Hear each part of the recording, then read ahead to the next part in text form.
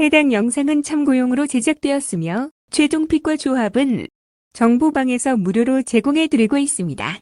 토토라이브 정보방 문의는 영상 하단 고정 댓글 클릭 후 링크로 문의 주시면 무료 입장 도와드리겠습니다. 구독과 좋아요는 영상 제작에 큰 힘이 됩니다. 맨체스터 유나이티드 지난 22일 프리미어리그 26라운드 에버턴과의 원정 경기에서 2-2 무승부를 거뒀습니다. 최근 경기력이 불안정하며 에버튼전 무승부를 기록했지만 경기 내용이 좋지 않았고 토트넘에게는 패배를 당하는 등 공격력의 한계를 보였습니다. 올 시즌 프리미어리그에서 전반전에 단 한 골밖에 기록하지 못하며 초반 공격력이 저조한 모습을 보이고 있고 전력 누수도 심각한데 마운트, 마이누, 쇼, 마르티네스, 아마드가 이탈했지만 에릭센과 우이거르트가 복귀하며 중원에서 안정감을 더할 전망입니다. 하지만 호일룬과 저크지가 리그에서 아직 득점이 없으며 브루노 페르난데스가 조율하는 측면 공격도 결정력 부족으로 인해 효과적이지 못한 상황인 맨체스터 유나이티드입니다. 입스위치 지난 23일 프리미어리그 26라운드 토트넘과의 원정 경기에서 4-1로 승리하였습니다. 강등권 탈출을 위해 노력하고 있지만 최근 경기력이 좋지 않으며 토트넘과 리버풀을 상대로 연이어 패배를 당하면서 수비 조직력이 무너졌습니다. 하지만 원정 경기에서는 비교적 안정적인 운영을 하며 승점을 획득하는 경우가 많으며 이번 시즌 10점의 승점을 원정에서 획득했고 이는 홈보다 원정에서 더 견고한 경기를 펼치고 있습니다. 부상자 명단이 길어지는 것도 부담스러운 상황이며 주력 미드필더인 칼빈 필립스와 카일스테가 빠지면서 중원에서의 경쟁력이 떨어질 수 있고 번스도 시즌 아웃으로 공격진에서 손실이 큽니다. 하지만 3위 스즈모 딕스와 샘모시가 복귀하면서 중원에서 어느 정도 보강이 가능합니다.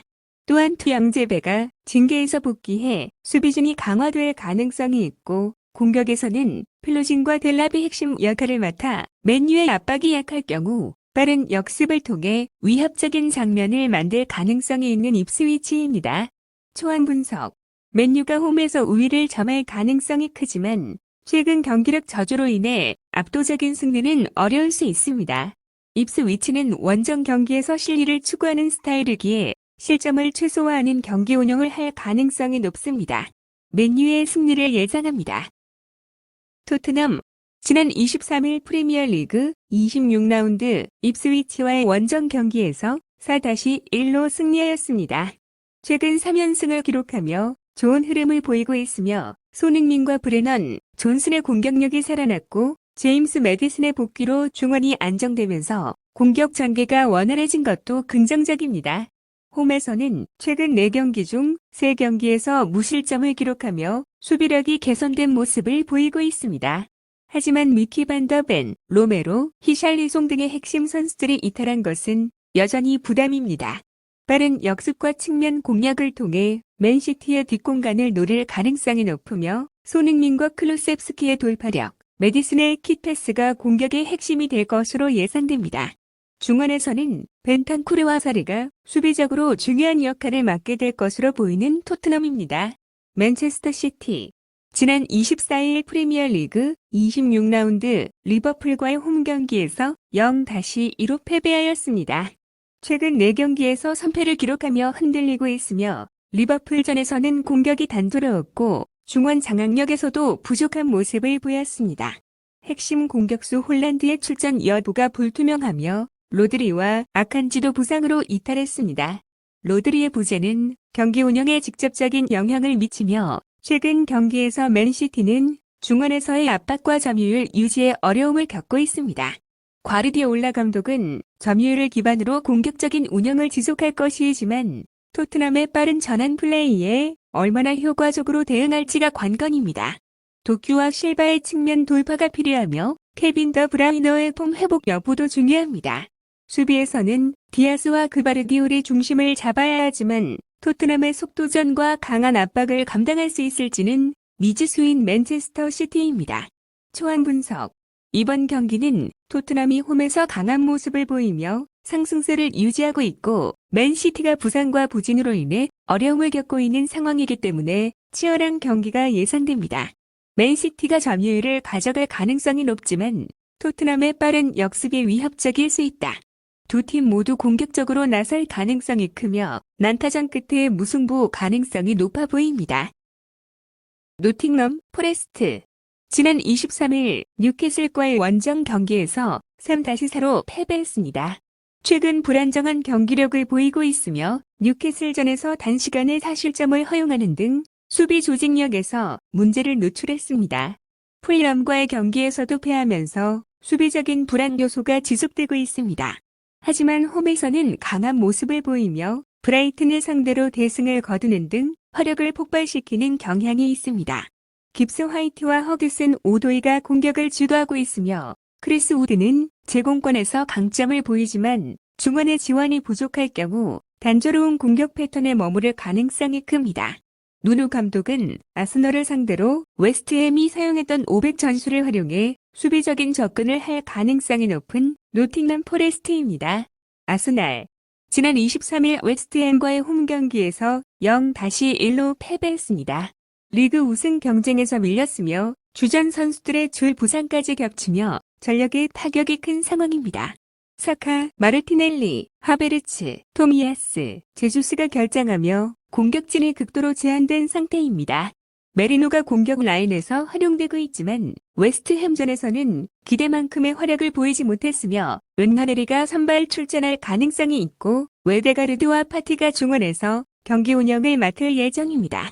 수비에서는 살리바와 가브리엘리 중심을 잡고 있지만 웨스트햄전에서 세트피스, 수비에 취약한 모습을 보였던 아스날입니다. 초안 분석.